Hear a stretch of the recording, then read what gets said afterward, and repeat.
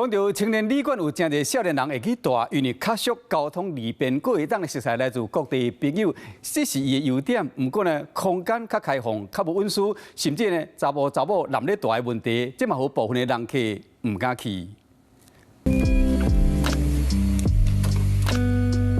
拍开青年旅馆的房间门，白色的色水，互人看甲轻松快活。虽然所在无大，不过设备是要有啥就啥。出外省的人变多，细间房间，澳门公安旅社正做侪人旅游的新选择。为什么会想住青旅啊？要省钱，因为对我来说，旅游就是比较常是出去玩，那其实回去就是睡觉而已，所以住哪里对我来说其实还好。我觉得有些青旅的地点真的蛮不错的，就是可能离地铁站真的很近，然后又很划算，相较于饭店的话。比较一般饭店和民宿，大部分的青年旅馆介绍较俗，有预算的朋友客和学生族上爱住坐，事上有设联谊厅等公共空间，会当熟悉新朋友，地点嘛真便利。大部分设伫咧市中心，以台北车头为例，拍开地图来算，青年旅馆到几若10间，介绍一暝费伫要500到1000外口就付，互旅客方便刷电动，就边景点酸透透。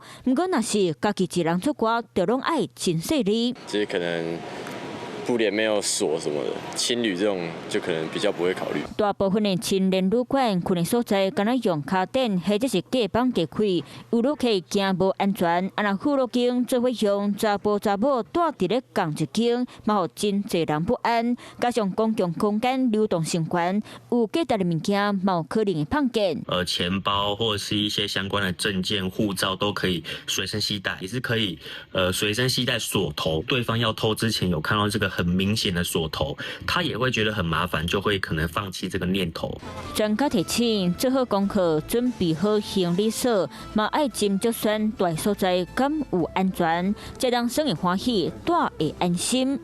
Hello， 我是林明瑞。想要抢先掌握最及时的新闻资讯吗？赶快订阅、按赞、开启小铃铛，锁定我们华视新闻的 YouTube 频道。